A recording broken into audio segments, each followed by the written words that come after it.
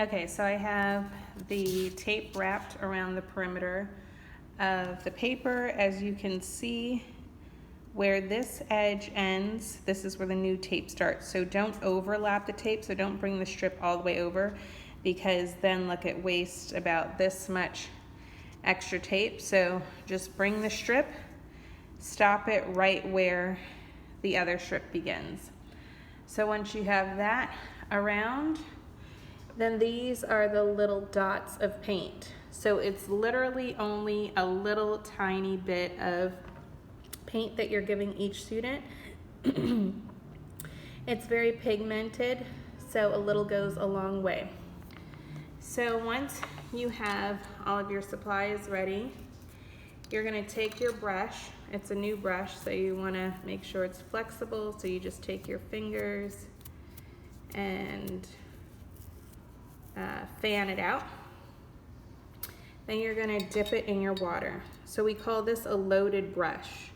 When the water drips, that's a loaded brush. So you're gonna have each student add water droplets to their pan.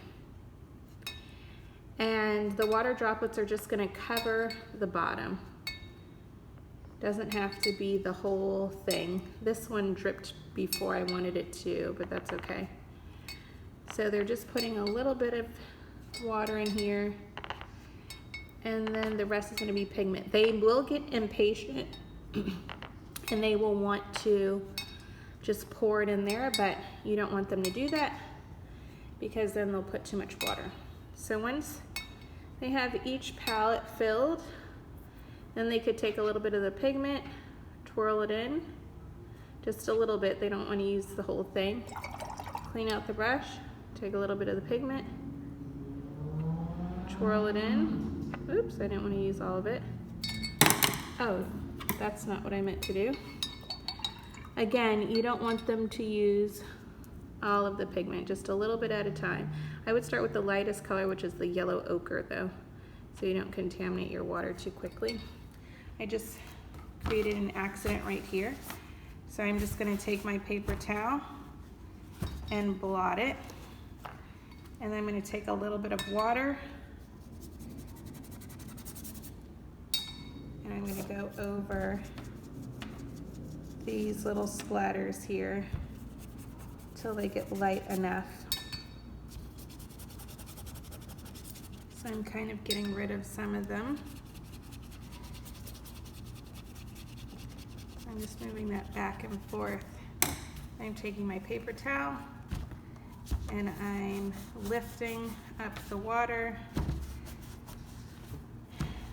And there you go. So there's two textured sides, or there's two sides. There's a textured side and a side that's not that textured. You want them to paint on the textured side.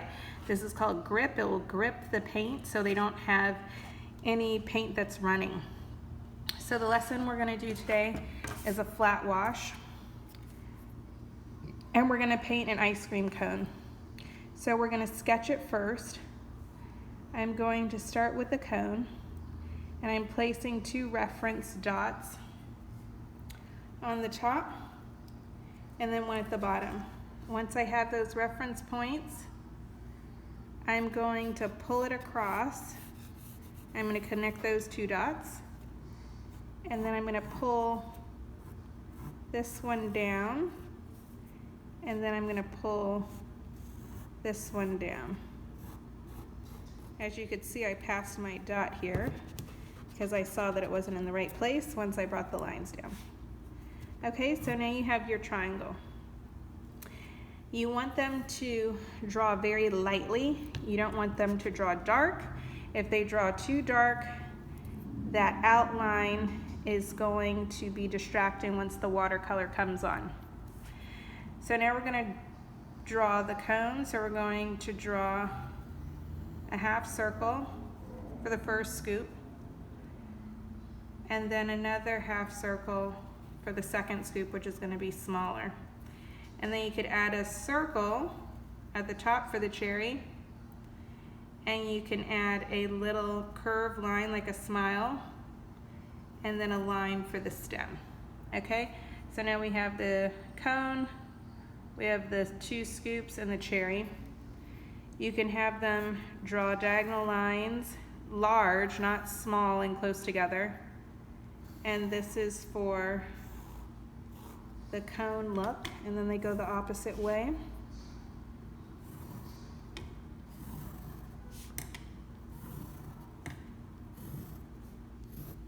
Okay, so now they have the little squares in the waffle cone. And then that's it. We are going to draw now the background, so we're drawing the horizon line. So this could be for the table. And then this will be the background. So this is like the wall and this is the table. All right, and then you're done with the sketch, and now we're preparing for the flat wash.